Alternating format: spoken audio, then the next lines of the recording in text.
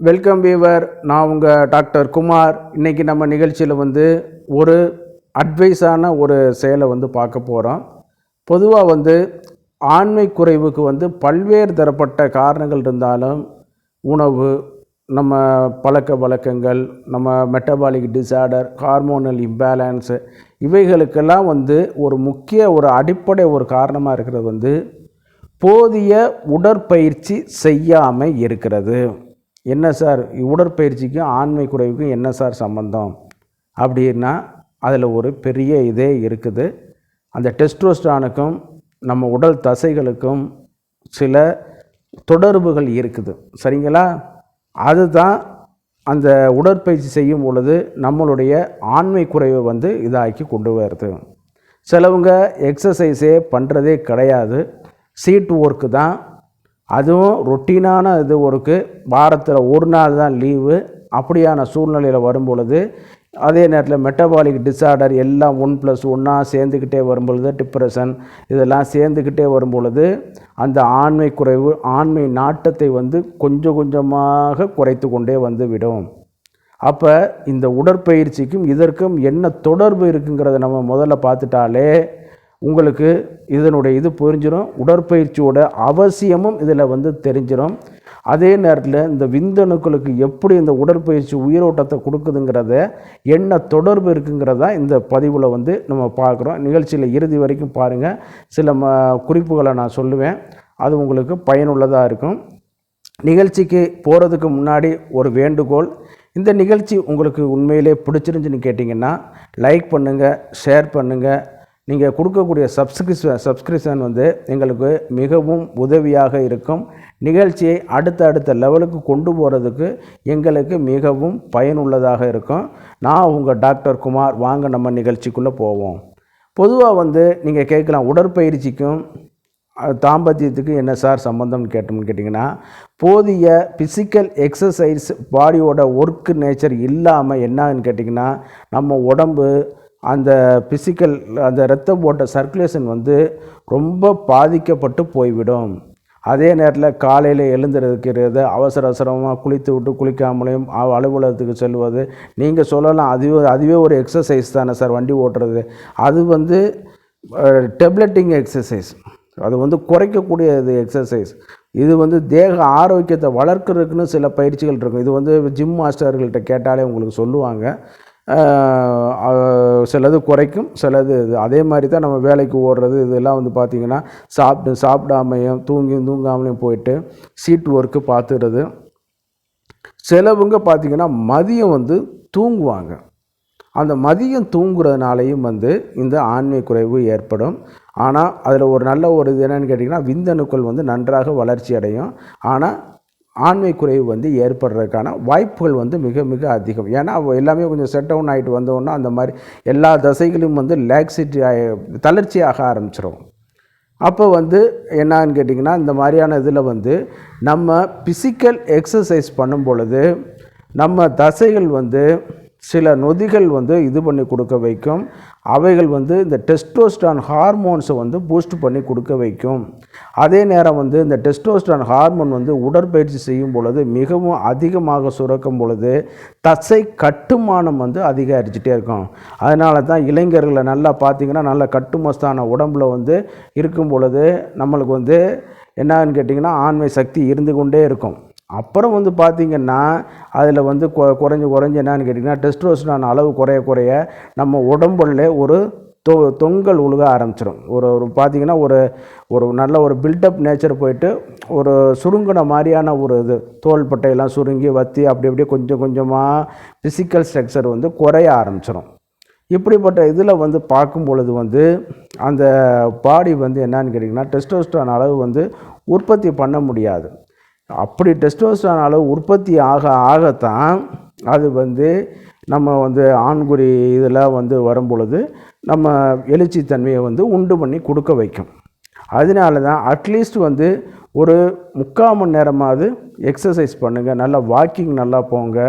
அதே மாதிரி கொஞ்சம் நல்லா ஒர்க் அவுட் பண்ணுறக்கூடிய எக்ஸசைஸ், தம்பிள்ஸ் எடுக்கிறது, புல்ஸப் தண்டால் எடுக்கிறதுன்னு சொல்லுவோம்ல, அதில் நல்ல ஒரு எக்ஸசைஸ். தண்டால் எடுக்க எடுக்க எடுக்க நல்லா சக்தி வரும். நீங்கள் என்ன பண்ணுறீங்கன்னா வயிறு நிறையா சோறு தின்னுட்டு நல்ல காப்பியை குடிச்சிட்டு 2 ஸ்நாக்ஸை சாப்பிட்டுட்டு பண்ணிங்கன்னா அது டேஞ்சரில் போய் முடியும். ஓரளவு வயிறு வந்து ஃப்ரீ. அது வந்து சில ஜிம் மாஸ்டர்கள்ட்ட வந்து கொஞ்சம் கேட்டுக்கிறங்க. அதே மாதிரி வந்து சைக்கிளிங் பண்ணக்கூடியது, ட்ரெட்மில்லில் இது பண்ணக்கூடியது, குறைந்தபட்சம் ஒரு 4லேருந்து 5 கிலோமீட்டர் நடைப்பயிற்சிகளை வந்து பண்ணுங்கள். அதே நேரத்தில் வந்து மதிய உறக்கத்தை வந்து கொஞ்சம் அவாய்ட் பண்ணுங்கள். இப்படிலாம் பண்ணும்போது வந்து அந்த இதில் வந்து நம்ம தசைகளில் வந்து ஒரு வலிவு ஏற்பட்டு அதன் மூலம் சுரக்கக்கூடிய நொதிகள் வந்து இந்த டெஸ்டோஸ்டரானை வந்து இன்னும் கொஞ்சம் பூஸ்டப் பண்ணி கொஞ்சம் அதிகரிக்க வைக்கும். அதே நேரத்தில் வந்து பாடி மாஸ், தசையோட மாஸை வந்து இந்த டெஸ்டோஸ்டரான் வந்து இன்னும் வந்து அதிக கட்டுமஸ்தான இதுகளை வந்து உண்டு பண்ணி கொடுக்க வைக்கும். சரிங்களா? அதனால தான் இந்த எக்ஸசைஸுகளாக வந்து நம்ம வந்து பண்ண சொல்கிறோம். சிலவங்க வந்து என்ன பண்ணுவாங்கன்னு கேட்டிங்கன்னா ரஃப் அண்ட் டஃப்பாக வந்து பண்ணுவாங்க. அப்போ அந்த நேரத்தில் வந்து பார்த்திங்கன்னா அந்த தசைகள் வந்து டெஸ்டோஸ்டரான் வந்து உற்பத்தி வந்து சுத்தரவாக குறைஞ்சி போயிடும். அந்த மாதிரி பண்ணிடாதீங்க. ஓரளவு 45 நிமிஷத்துலேருந்து ஒரு மணி நேரம் வரைக்கும் பண்ணால் போதும். ஆமாம், ரொம்ப இதாக போட்டோம்னா அதுவே வந்து ஆண்மை குறைவை உண்டு பண்ணி விட்டுரும். அதனால தான் அந்த மாதிரி பண்ணக்கூடாது அப்படிங்கிற மாதிரி சொல்கிறது. நல்ல சிலவங்க நல்லா ஜிம் போயிட்டு வந்து பார்த்திங்கன்னா இதாகிருக்காது, உள்ளே எழுச்சித்தன்மையை குறைஞ்சி போயிருக்கும். நிறையா பேர்களை பார்த்துருக்கேன் அந்த மாதிரியான இதுகளில். அப்போ வந்து என்னென்னு கேட்டிங்கன்னா நீங்கள் வந்து ஓரளவு மாடரேட்டான எக்ஸசைஸு இந்த மாதிரியானது ஒன்று பண்ணிக்கிற வேண்டியது. அதே நேரத்தில் வந்து ஸ்விம்மிங், நீச்சல் தெரிந்தால் நன்றாக நீங்கள் வந்து இது பண்ணிட்டு பண்ண வேண்டியது. ஏறத்தாழ ஒரு மணி நேரம் நீந்தினீங்கனாலே அதிகமான 3000த்திற்கு மேற்பட்ட கலோரிகளில் வந்து அது எரிக்கப்பட்டு என்னன்னு கேட்டிங்கன்னா நம்ம உடம்பு வந்து ஒரு இதாகிட்டுருக்கும். அதே நேரத்தில் அனைத்து உடல் உறுப்புகளும் வந்து இயங்கும். சரிங்களா? இன்றைக்கி வந்து ஸ்விம்மிங்கிறதே இல்லை. பொதுவாக ஸ்விம்மிங் பாண்டில் போய் நீச்சல் குளத்தில் குளிக்கிறத வந்து கொஞ்சம் அவாய்ட் பண்ணிடுங்க. அதில் வந்து சில கிருமிகள் தாக்கம் வந்து அதிகமாக இருக்கும். நேச்சுரலான பூல்கள், பாண்டுகள், அதே மாதிரி குளங்கள், குட்டைகள், ஏரிகள் இதில் கிடச்சிச்சின்னா நல்லா இது பண்ணி கொடுங்க. நல்ல சீசனல் காலத்தில் அந்த மாதிரி மழை காலத்தில் அந்த மாதிரி இருந்துச்சுன்னா கூட நன்றாக இது பண்ணி கொடுங்க. அதே நேரத்தில் வந்து எந்த எக்ஸசைஸ் நன்றாக இருக்குன்னு சொன்னோன்னா அந்த மாதிரி தம்ஸ்அப் எடுக்கிறது, தண்டால் எடுக்கிறது, புல்ஸ்அப் எடுக்கிறது, அதே மாதிரி உட்கார்ந்து நிலக்கூடிய எக்ஸசைஸு, கஜ்ஜல் எக்ஸசைஸ்னு சொல்லக்கூடாங்க. அதாவது இடுப்பெலும்பு தசைகளை வந்து வலுப்படுத்தக்கூடிய ஒரு இது, ஒரு காலை மடக்கி ஒரு காலை நீட்டி உட்கார செய்யக்கூடிய ஒரு இது, ஆசனம் போடுதல், இவைகள் எல்லாமே இது பண்ணி கொடுக்க வைக்கும். கூடுமான வரைக்கும் மதியம் சாப்பிட்டு வேணால் ரெஸ்ட்டு வேணால் எடுங்கள ஒழிய நல்லா தூங்கி. இப்போ சிலவங்க என்ன பண்ணுவாங்கன்னா மதியம் ஒரு 2 மணிக்கு சாப்பிட்டுட்டு 3 மணிக்கு படுக்க ஆரம்பித்தா 6 மணிக்கு எந்திரிப்பான். அந்த மாதிரியான நேச்சர் பக்கத்தே போயிடாதீங்க. அது வந்து அனைத்து வியாதிகளுக்கும் ஒரு அடிப்படையாக அமைஞ்சிடும். சரிங்களா? அப்போ இந்த வீடியோ பார்க்கும் பொழுது உங்களுக்கு தெரிஞ்சிடும் ஓரளவு உடற்பயிற்சிக்கும் டெஸ்டோஸ்டரான் உற்பத்திக்கும் என்ன தொடர்புங்கிறது தெரியும். டெஸ்டோஸ்டரான் உற்பத்திக்கும் எழுச்சிக்கும் என்ன இதுங்கிறது தெரியும். அதே நேரத்தில் வந்து எக்ஸசைஸ் பண்ணிவிட்டு வந்து கொஞ்சம் நல்லா வந்து புரோட்டீன், நேச்சுரல் புரோட்டீனை முதல்ல எடுத்துக்கிறங்க. நேச்சுரல் புரோட்டீனாக பாதாம், பிஸ்தா, நிலக்கடலை இதுகள்லாம் வந்து நன்றாக நல்லா எடுத்துக்கிற வேண்டியது.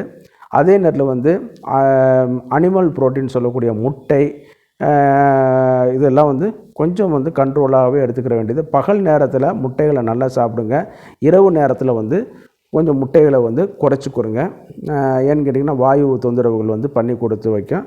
பகல் நேரத்தில் வந்து அதை எடுத்துக்கிறங்க. நல்ல மாംசங்கள், அதே நேரத்தில் வந்து சிக்கன் வகைகள், மீன், நேச்சுரலான மீன், டிஹெச்சி அதிகமாக இருக்கக்கூடிய மீன் வகைகள், துண்டு போட்ட மீன் சொல்கிறோம் இல்லையா, அந்த மாதிரியான மீன்களை வந்து நன்றாக சாப்பிட்டுக்கிறலாம். அதிலே வந்து உங்களுக்கு வந்து இன்னும் கொஞ்சம் அந்த உடலோட தசையோட மாஸை வந்து அதிகரிக்க செய்து டெஸ்டோஸ்டரான் உற்பத்தியை வந்து இன்னும் இது பண்ணி கொடுக்க வைக்கும். நீங்கள் வாட்டில் நல்லா அந்த மாதிரிலாம் எடுத்துகிட்டு படுத்து வந்துருச்சிங்கன்னா அது வந்து பயனுள்ளதாக இருக்காது.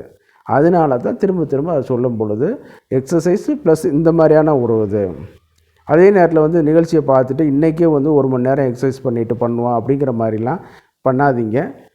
இன்னையிலேருந்து ஒரு ஃபஸ்ட்டு 15 மினிட்ஸ் ஸ்டார்ட் பண்ணுங்கள். அப்புறம் கிராஜுவலாக ஒரு 5 மினிட்ஸை இன்க்ரீஸ் பண்ணி ஒரு 1 ஹவர் வரைக்கும் வச்சுக்கிறங்க. அவ்வளோதான். அதுக்கு மேலெல்லாம் போட்டு பண்ணிக்கிட்டு ஜம்ப் பண்ணுறது, ரிவர்ஸில் ஜம்ப் பண்ணுறது, இந்த பெரிய ஹெவியான வெயிட் லிஃப்ட் பண்ணுறது அதெல்லாம் வந்து நாட் அட்வைசபிள். இந்த மாதிரியான சிம்பிளான ஒரு எக்ஸசைஸு உடம்புக்கு பயிற்சி கொடுங்க. அதனால தான் உடல் பயிற்சி. அதை மட்டும் செய்தாலே, ப்ராப்பராக செய்தாலே போதும். அதை மட்டும் எடுத்தோன்னே ரொம்ப நேரம் பண்ணிட வேணாம். கொஞ்சம் கொஞ்சம் நேரமாக பண்ணிவிட்டு இது பண்ணிக்கிற வேண்டியது. நல்ல திடகாத்திரமான உணவுகள் நன்றாக இது பண்ணிக்கிற வேண்டியது. பொதுவாக நைட் டைம் வந்து எக்ஸசைஸ் இந்த மாதிரி எல்லாம் பண்ணி உடற்பயிற்சி பண்ணி முடித்த பிறகு உடனடியாக போய் குளிச்சிடாதீங்க. அது வந்து தவறான ஒரு இது. எல்லாம் போய் குளிச்சுட்டு வந்து படுக்கிறாங்க. குளிச்சுட்டு வந்து படுத்தா வேர்வை ஸ்மெல்லு வந்து போயிடும். தொடச்சிக்கிட்டு லைட்டாக துணிகளை தொடச்சிக்கிட்டு நல்லா ஈரத்தை லைட்டாக கழுவிட்டு வேணால் இது பண்ணிக்கிறங்க. அது வந்து நல்லது. நம்மளோட வேர்வை வந்து ஆப்போசிட் பார்ட்னருக்கு படும் பொழுது காம உணர்வு இயற்கையாகவே தூண்டும்.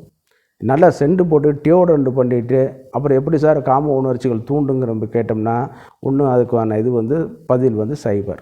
அதனால் நல்லா லைட்டாக மேலாப்பில் கழுவி உடம்பை தொடச்சிக்கிட்டு நீங்கள் எப்போதும் போல் உங்களுடைய கடமைகளை பண்ணிக்கலாம். நிகழ்ச்சியோட இறுதி பகுதிக்கு வந்துட்டோம். இப்போ ஓரளவு உங்களுக்கு ஐடியா கிடச்சிருக்கும். ஆண்மை குறைவுக்கும் உடற்பயிற்சி செய்யாமல் இருப்பதற்கும் என்ன வந்து தொடர்பு இருக்குங்கிறத நம்ம பார்த்துட்டோம். அதுக்கான என்னென்ன சாப்பாடுகள், ஃபுட் சப்ளிமெண்ட் எப்படி எடுக்கணுங்கிறதையும் பார்த்துட்டோம்.